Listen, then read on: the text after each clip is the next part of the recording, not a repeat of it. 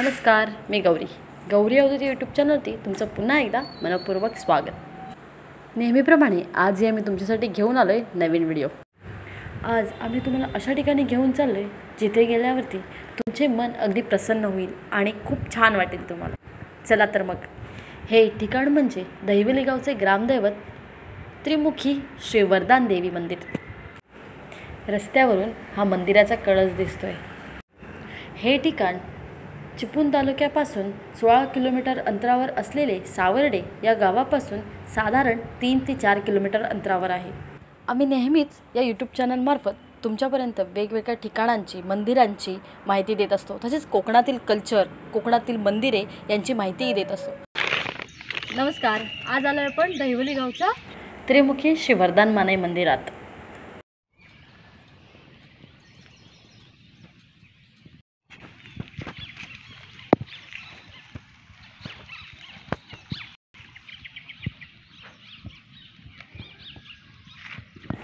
चला तर मग दर्शन घेऊया.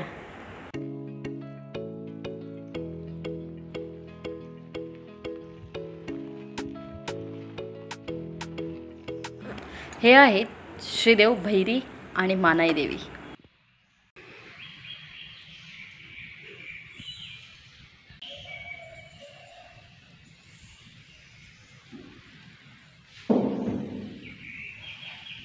इथे एकूण 2 देव आणि 4 देवी आहेत. येथील मुख्य देवता त्रिमुखी श्री वरदान मानाई देवी ही आहे. तसेच या मंदिरात नंदी आणि शिवपिंडही आहे. कारण हे केलेली आहेत. गेल्या वर्षी गणपती 16 स्थापना केलेली पुराणवरून आणलेली.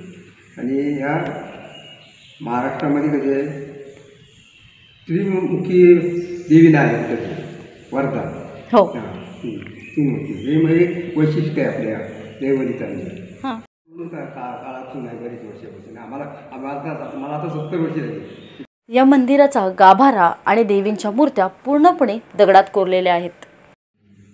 मंदिर पाहिलात तुम्ही. आता या मंदिराच्या आजूबाजूचा परिसर पाहूया. तो खूपच छान आहे.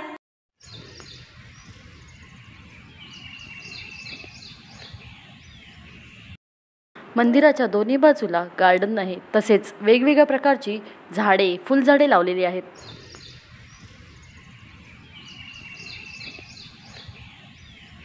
आता इथे आपण मंदिरात आलो, तिथे आपल्याला ह्याच गावचे एक गावकरी सुरेश घाग हे भेटलेत. ते आपल्याला या मंदिराबद्दल थोडी माहिती सांगतात. कधीपासून आहे? बरेच वर्ष झाली, 100 वर्षापासून, म्हणजे आधीपासून असेल. कारण मलाच आत्ता जवळजवळ 67 वर्ष झाली. मग इथे वर्षाला कोणकोणते कार्यक्रम होतात वगैरे काय? 12 म्हणजे वर्षाला 12 महिने तिथी होतात. पण 3 वर्षांनी एकदा यात्रा असते, 3 दिवस.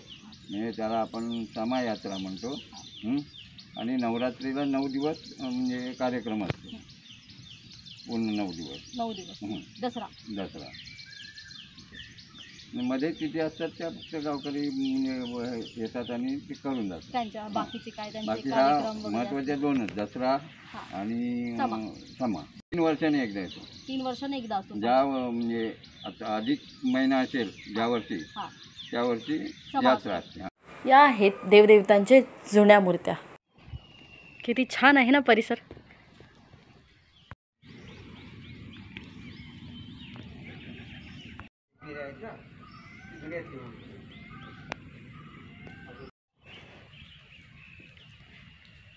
त्यांनी मंदिरावर तुळजाभवानी श्री क्षेत्र तुळजापूर या देवीचं मंदिर उभारलं आहे. देवीच्या मूर्तीचं एक छान असं एक कोरीव काम केलेलं आहे. तुम्ही पाहू शकता किती सुंदर नक्षीदार काम केलेलं आहे या मंदिराचं. जसे रथाला चाकं असतात तसेच ह्या मंदिराला त्यांनी चाकांचं एक नक्षीकाम केलेलं आहे. जसा रथ असतो आपला, तसं ते रथावर मंदिर आहे अशी एक संकल्पना आहे.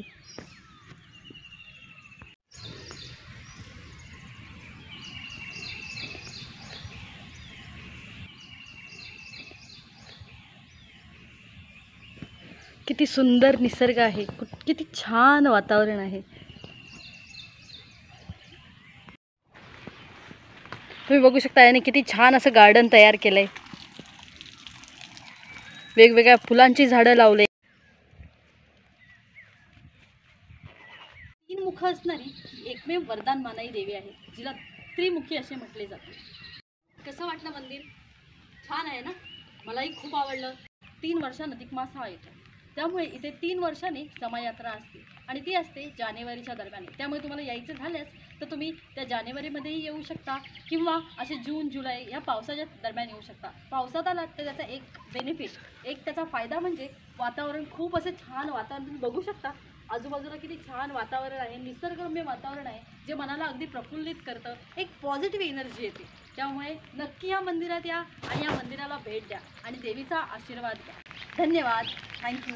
हा व्हिडिओ जर तुम्हाला आवडला असेल तर नक्कीच लाईक करा, शेअर करा आणि सबस्क्राईबही करा आणि अशा अनेक व्हिडिओंसाठी बेल आयकॉन वगैरे विसरू नका. हे मंदिर कसं वाटलं हे नक्की कमेंटमधून सांगा. थँक्यू.